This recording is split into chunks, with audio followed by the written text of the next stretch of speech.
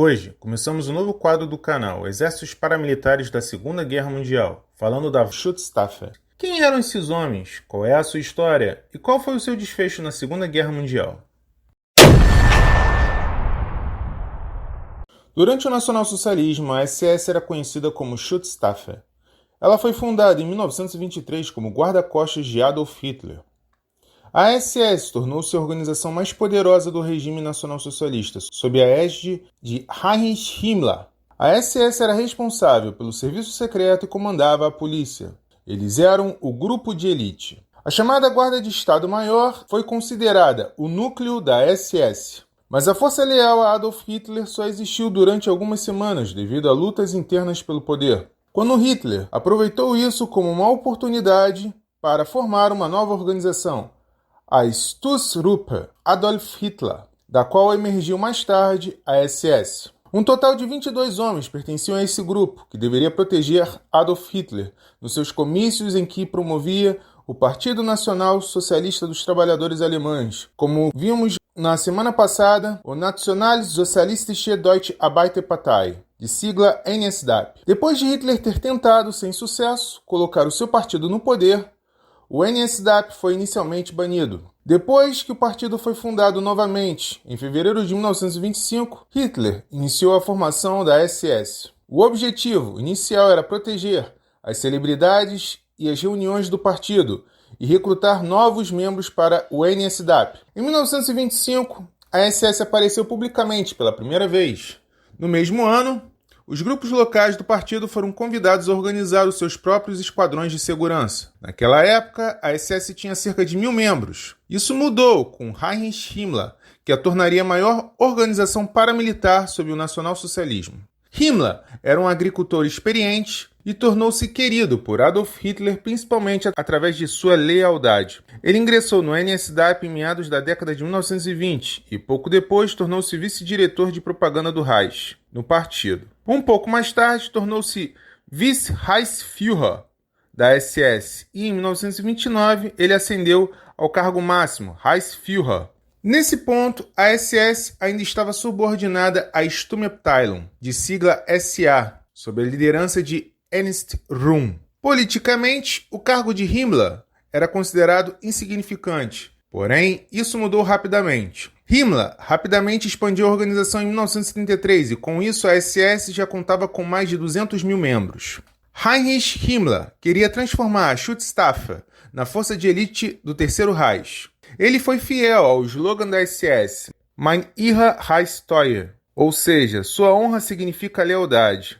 A lealdade absoluta a Hitler era a principal prioridade. Além disso, os homens da SS deveriam incorporar a raça nórdica, de acordo com as ideias de Himmler.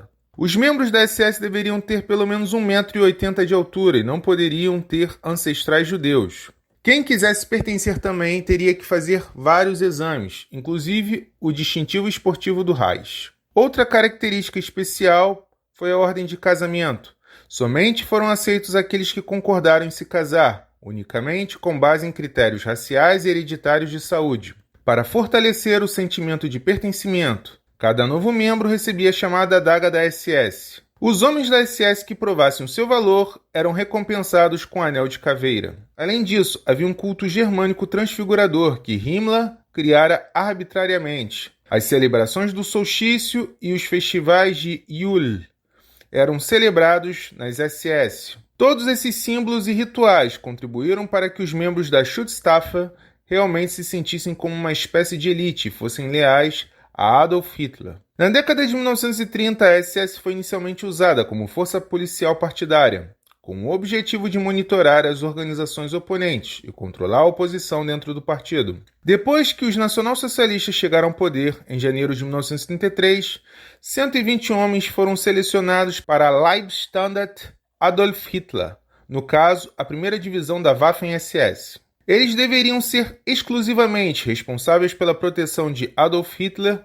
e responder apenas a ele. Ao mesmo tempo, formou-se a prontidão política, uma espécie de polícia auxiliar que era responsável, entre outras coisas, para proteger a liderança das SS. Em 1931, Himmler iniciou o Protesthasse und Ziemungshauptamt der SS, Posteriormente, foi convertido no Escritório Central de Raça e Liquidação da SS, de sigla RUSHA, e foi um de um total de 12 escritórios principais da SS. Entre outras coisas, a RUSHA emitia certidões de casamento para os membros da SS. A Associação Lebensborn, que pretendia promover a taxa de natalidade de crianças racialmente desejáveis, também estava sediada nesse escritório. A partir de 1931, o ex-oficial da Reichsmarine, Reinhard Heydrich, criou o que mais tarde se tornou o Serviço de Segurança. Suas tarefas incluíam, entre outras coisas, observar adversários políticos.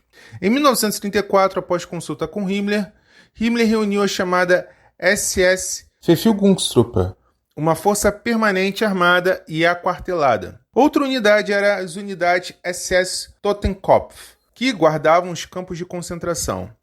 A Waffen-SS mais tarde emergiu dessas tropas e da Leibstandarte Adolf Hitler. Um evento importante para a supremacia da SS foi o Ruhrputsch. Hitler viu seu poder ameaçado por Ernst Röhm, que liderava a Sturmabteilung, e era considerado o segundo homem mais poderoso do regime. A SA foi fundada como um grupo de combate paramilitar do NSDAP. Na República de Weimar, os membros da SA protegeram os acontecimentos do NSDAP e ajudaram o partido a crescer. Com a fundação da SS, as duas organizações tornaram-se concorrentes. Para se livrar de Röhm, Hitler acusou-o de uma conspiração e mandou prendê-lo em 30 de junho de 1934. Em 1º de julho, Röhm foi baleado em sua cela na prisão. Theodor Eicher, que pouco depois foi promovido a inspetor dos campos de concentração, também esteve envolvido no assassinato. Durante esses dias, numerosos líderes da SA, bem como membros indesejados do NSDAP, foram assassinados por membros da SS. Após o Ruhrputsch, as SA não se recuperaram e o pacto entre Hitler e as SS foi selado. Ele fez da Schutzstaffel, até então subordinada à SA, uma organização independente do NSDAP. A partir do outono de 1934, a Schutzstaffel passou a ter uma unidade de combate paramilitar chamada Força de Descarte, que surgiu da Leibstandarte Adolf Hitler e da prontidão política. O Reichsführer Heinrich Himmler trabalhou especificamente para quebrar o monopólio de armas concedido à Wehrmacht. Juntamente com os guardas armados dos campos de concentração, as chamadas unidades SS Totenkopf, no caso, as tropas e as suas reservas compreendiam cerca de 40 mil voluntários no verão de 1939. Eles foram selecionados segundo rígidos critérios físicos, raciais e ideológicos. A obrigação de serviço para a unidade de elite autoproclamada nacional-socialista era de 4 anos de serviço para a unidade de elite, 4 anos para homens alistados, 12 anos para sublíderes e 25 anos para líderes, que receberam treinamento militar, que também foi reconhecido pela Wehrmacht em 2, e mais tarde 4. O serviço nas Forças Armadas também era considerado serviço militar. Em outubro de 1939, algumas semanas após o início da Segunda Guerra Mundial, Himmler introduziu o nome Waffen-SS para as unidades armadas da SS, pagas pelo Ministério do Interior do Reich. O número de homens no exército de campanha alemão cresceu rapidamente ao longo da guerra. A Waffen-SS atingiu seu auge com mais de 900 mil homens no outono de 1944. No entanto, o desejado caráter de seleção racial e ideológica não pôde mais ser mantido nesse momento. Apenas cerca de metade dos soldados SS eram alemães do Reich, e também havia um grande número de alemães étnicos. O estabelecimento de legiões germânicas compostas por escandinavos, holandeses, franceses e belgas, que já vimos no canal, foi a partir de 1940. Seguido por 2 anos depois por unidades compostas de europeus do Sudeste e do Leste, alguns dos quais foram recrutados à força, especialmente croatas, bálticos, ucranianos e cossacos, mas também muçulmanos e indianos. Em contraste com as unidades da Wehrmacht, as 38 divisões SS, na sua maioria totalmente motorizadas e, portanto, extremamente móveis, estavam bem equipadas em termos de pessoal e material até o final da guerra. A Waffen-SS agia de forma autônoma e estava subordinada apenas ao comando da Wehrmacht na guerra tática e operacional. A característica dos soldados SS era a tatuagem do seu grupo sanguíneo na parte superior do braço e novos tipos de uniformes camuflados, que dificilmente estavam disponíveis na Wehrmacht. Através de um elevado grau de espírito de luta e de vontade de fazer sacrifícios, A Waffen-SS conquistou uma reputação duradoura entre os aliados como uma força de elite que desafiava a morte e que, na verdade, sofreu perdas desproporcionalmente elevadas. Em 1936, Heinrich Himmler recebeu poderes adicionais e tornou-se chefe de toda a força policial alemã. Ao mesmo tempo, fundou o Gabinete Central de Segurança do Reich, que reunia a Polícia Secreta do Estado, no caso a Gestapo, que era a Polícia Criminal e o Serviço de Segurança SS. E o Exército Paramilitar das SS, chamada Waffen-SS, foi fundado em dezembro de 1939. Durante o ataque à Polônia, numerosos homens da SS foram mortos, também porque muitos deles eram muito jovens e não tinham experiência. À medida que a guerra avançava, os homens da SS foram criticados pela Wehrmacht pelas suas ações brutais. Entre outras coisas, foram acusados de atirar em soldados polacos indefesos. Tiroteios em massa e outras atrocidades também foram documentados. Hitler respondeu às alegações separando a Waffen-SS do sistema de justiça militar geral no próprio sistema de justiça militar da SS. A SS era geralmente considerada cruel. Havia também uma hierarquia não oficial dentro das SS, na qual os membros das unidades Totenkopf, que, entre outras coisas, guardavam os campos de concentração, tinham uma reputação muito cruel entre os membros de outras unidades SS porque eram considerados particularmente desumanos. Pouco depois do início da guerra, cada vez menos voluntários alemães se inscreveram. Finlandeses e holandeses também foram admitidos. Mais tarde, criminosos condenados nos campos de concentração também foram recrutados à força, assim como soldados estrangeiros, como foi mencionado anteriormente.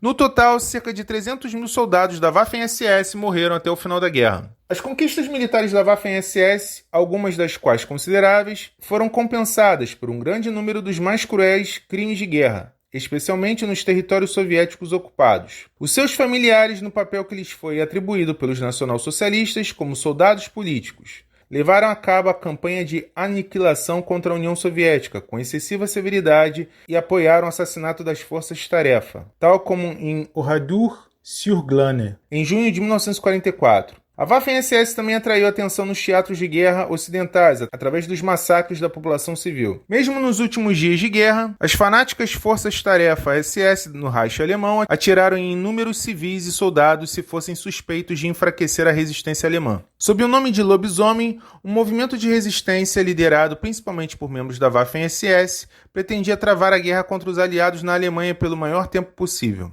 Em 1946, o Tribunal Militar Internacional de Nuremberg declarou que a SS era uma organização criminosa. Alguns membros importantes da SS foram condenados à morte. Heinrich Himmler não poderia mais ser levado ao tribunal, pois ele tentou escapar depois da guerra e foi feito prisioneiro pelos britânicos, sem ser reconhecido. Depois que foi descoberto, ele cometeu suicídio usando uma cápsula de cianureto que havia escondido na sua boca. A conclusão que chegamos é que a Waffen-SS chegou de uma forma e acabou se transformando em um grupo poderoso dentro do Terceiro Reich. No próximo episódio falaremos da Milizia Volontaria per la Sicurezza Nazionale. Se você não se inscreveu, a hora é agora. Se desejar, curta e comente no canal. Um grande abraço e até a próxima.